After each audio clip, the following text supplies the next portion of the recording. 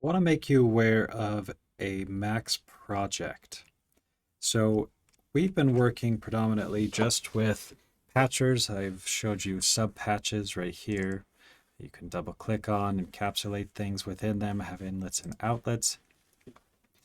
But you should be familiar with the concept of a Max project versus just this patcher here. So I've done the dangerous thing of not saving this yet. But I'll show you that you've got a couple options here. If I just push save, and we're in Max 8, the Max 8 folder, usually I've got, here we go, we'll just do a patches folder. Okay, I can maybe save it under here as coolsynth.maxpat. That's the file extension for patcher here. So let's push save. Now I can close this and open it back up, and it's just a patcher. It's also really easy to send. You can even send it as a text file. I believe it's in the standard JSON format if you're familiar with that. But what if you've got something bigger that you need to design? Well, it can be difficult to keep things just within a single patcher. So if you click File, you've got the option here, Save as Project.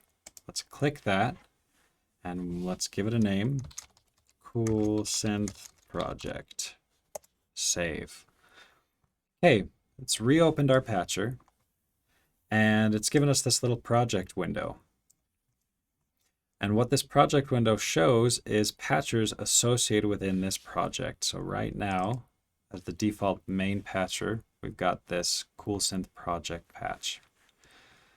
Okay, now what we can do is you see this little plus sign down here. You can add file. And if you wanted to add an existing file from a patch you've already created, then you could do that, and you would locate that and click add. But let's look at adding a brand new file. You can just give that a name. We'll say alternative synth. Click save, and that opens up this brand new window. So essentially what you've got is a collection of patchers, and we'll look in other videos and during class at ways that we can link different patchers together.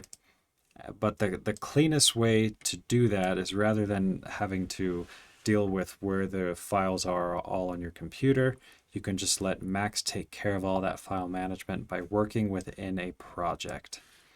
And then anytime you need a new patch, or maybe you want a new iteration of the patch, then you can do new file and copy everything into that new file, and then work on maybe a different orientation of the objects. But then anytime you go to open it, you open up the Max project. So let's look at that.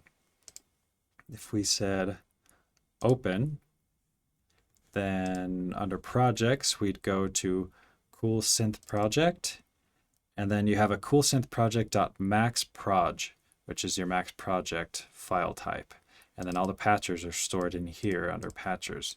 Now you can also have data associated with a Max project.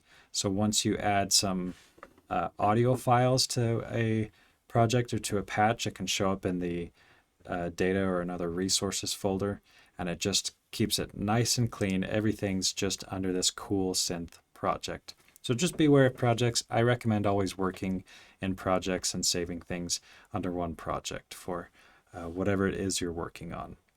Even if you're not necessarily connecting the different patches and with whatever method, it can just be really useful to see your different iterations of your work, and it's all contained within that project.